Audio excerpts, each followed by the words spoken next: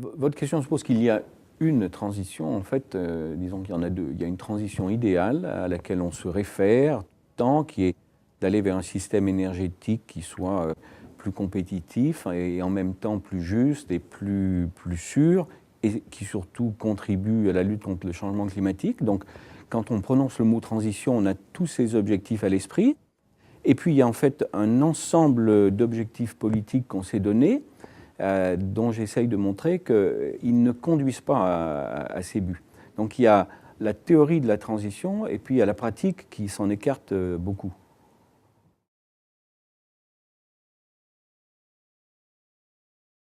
Les buts de la politique énergétique européenne, qui sont ceux de la transition au sens général, sont des buts tout à fait estimables avec lesquels on est en plein accord.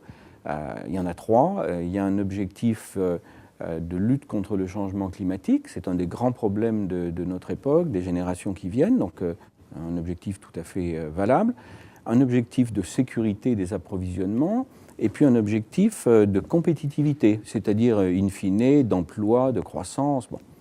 Donc, définis en ces termes, les buts fondamentaux sont tout à fait convaincants. Et puis, on les a exprimés, on prétend les atteindre à travers un ensemble d'objectifs quantifiés, réduction de 20% des émissions dans un premier temps, et puis pour 2050, réduction de 80 à 90% des émissions de carbone du système énergétique. Et ces objectifs-là n'ont pas été pensés intelligemment, ils n'ont pas été soumis à une analyse économique. Donc, premièrement, ils ne conduisent pas vers les buts que l'on s'est fixés, ils ne conduisent pas à la compétitivité, ils ne conduisent pas à une vraie diminution du réchauffement climatique, et puis ils sont extraordinairement coûteux.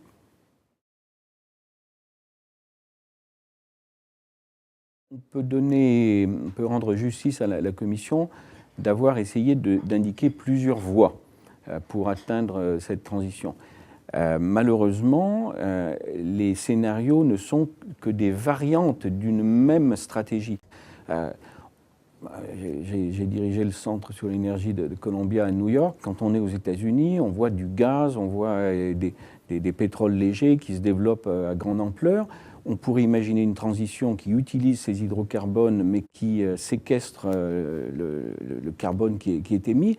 Il y aurait des tas de scénarios qui auraient une vraie valeur d'alternative. Là, les scénarios qu'a produit la Commission ne sont que des variantes autour d'une même stratégie qui, de mon point de vue, n'est pas la bonne.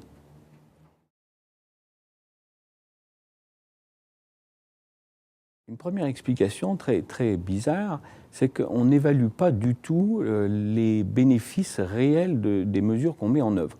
On donne le sentiment au public qu'en décarbonant de 90% le système électrique européen, on fait quelque chose d'important. 90%, c'est un chiffre qui sonne haut et fort. Et en réalité, dès qu'on fait les calculs, on voit que le système électrique, c'est juste 4% des émissions de carbone globales. Et d'après les petits calculs que j'ai faits, au total, cet effort herculéen, il diminuera simplement de 0,9% le carbone néfaste dans l'atmosphère. Donc on va dépenser plusieurs milliers de milliards d'euros pour, au final, repousser le réchauffement climatique de 3 mois maximum, grand maximum, sur 50 ans. Donc c'est la première erreur, c'est de se laisser bercer par la musique des mots et de ne pas évaluer les bénéfices réels de ce qu'on cherche. La deuxième, c'est qu'il y a deux trains qui sont en collision, une collision massive que tout le monde pourrait voir en ayant un tout petit peu de sérénité de jugement.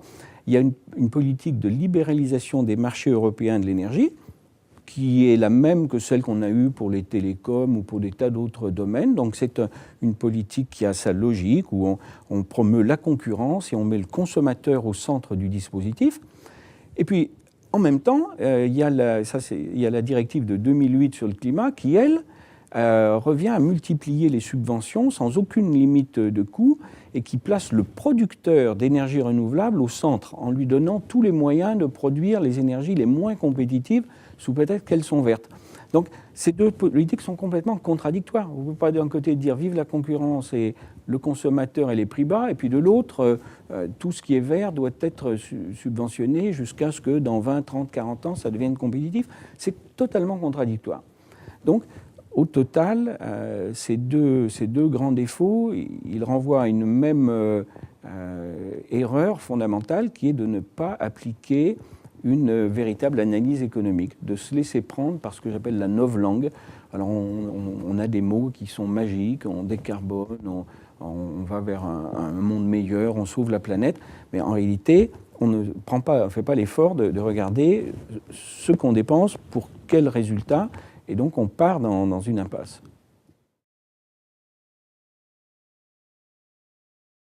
Ça serait l'outil parfait, c'est-à-dire que c'est celui qui permettrait à des dizaines de millions, des centaines de millions d'Européens de prendre à leur niveau la bonne décision au moment d'acheter une machine à laver, au moment de partir en voyage. Bon, il faudrait qu'en effet, dans le système de prix, on paye la juste somme pour le carbone que l'on contribue à émettre.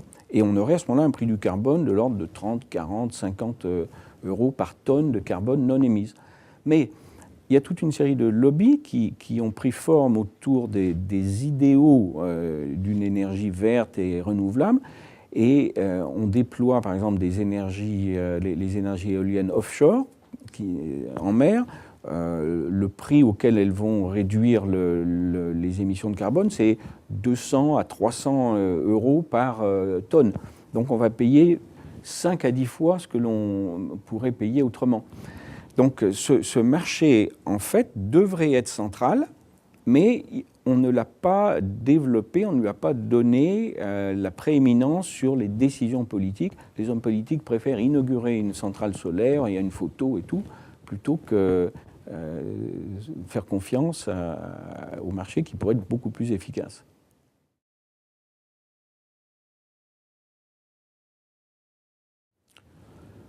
La France a accumulé les erreurs.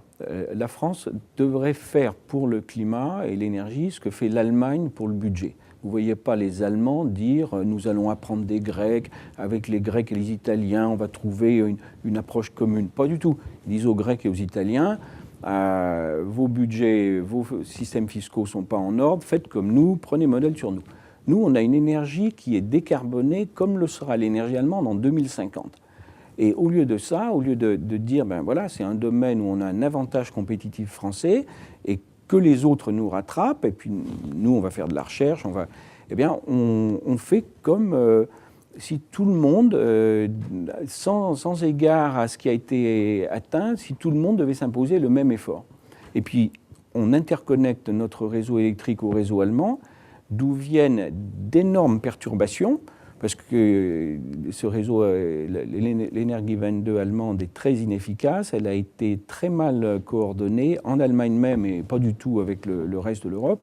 Et maintenant, on en est à s'interconnecter et nous, finalement, à prendre sur nos épaules les coûts des erreurs allemandes. Donc il y a un manque complet de réflexion sur l'intérêt français dans ce domaine. Tout d'abord, il y a un effort de rigueur intellectuelle qui est complètement absent aujourd'hui.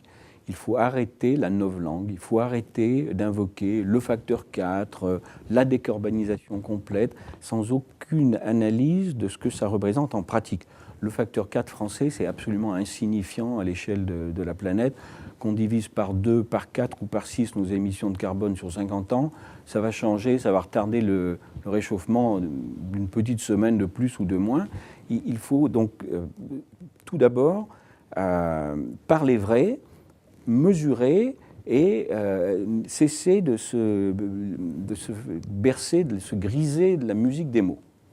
Quand on a fait ça, il faut poursuivre les 3 objectifs qu'on s'est donnés, dont je rappelle qu'ils sont tout à fait légitimes, lutte contre le réchauffement climatique, compétitivité, sécurité, mais il faut le faire en utilisant efficacement ces ressources. On en est à parler de milliers de milliards. Vous voyez, dans un pays où on s'étripe pour une allocation familiale qu'on rabote ceci ou une niche qu'on supprime là de quelques centaines de millions d'euros, on en est à imaginer de dépenser 1000, 2000 milliards d'euros pour ces objectifs qui sont incantatoires et non pas économiquement définis.